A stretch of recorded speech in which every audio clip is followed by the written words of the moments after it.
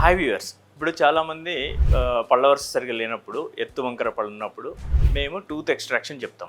అంటే ఈ సైడ్కున్న 2 పళ్ళు తీసి ఆ వరుసను సరిగ్గా చేస్తాం అన్నట్టు. సో కొందరికి ఏమవుతుందంటే అట్లా పళ్ళు తీసి చేసినా కూడా ఇంకా కొంచెం క్రూకుడ్ టీత్గానే ఉండి ఎగుడు దిగుడుగానే ఉన్నట్టు అనిపిస్తుంది. దానికి గల ఒక ముఖ్యమైన కారణం ఏముంటుందంటే, మోస్ట్ నెగ్లెక్టెడ్ థింగ్ ఏమవుతుందంటే, మనం పళ్ళు తీసి ట్రీట్మెంట్ తీసుకునేటప్పుడు మన లాస్ట్ టూత్ అంటే విజ్డమ్ టూత్ అంటాం కదా, ఆ విజ్డమ్ టూత్ ఎవాల్యుయేషన్ చేయాలి.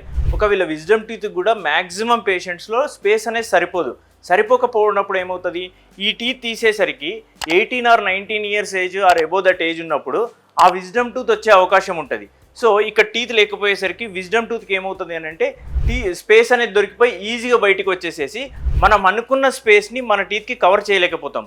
సో ఇట్లాంటి సమస్య కనుక ఉంటే మనకి ట్రీట్మెంట్ చేసిన తర్వాత కూడా పళ్ళు ఎగుడు దిగుడుగా వచ్చే అవకాశం ఉంటుంది. సో మీరు కనుక పర్టికులర్లీ 18 years ఎబో కనుక ట్రీట్మెంట్ విత్ ఎక్స్ట్రాక్షన్ వెళ్తున్నారు అని అంటే విజ్డమ్ టూత్ ఎవాల్యుయేషన్ అనేది కంపల్సరీ చేసుకోవాలి. Thank you. నేను doctor Charan Kumar from Meridian Dental hospitals.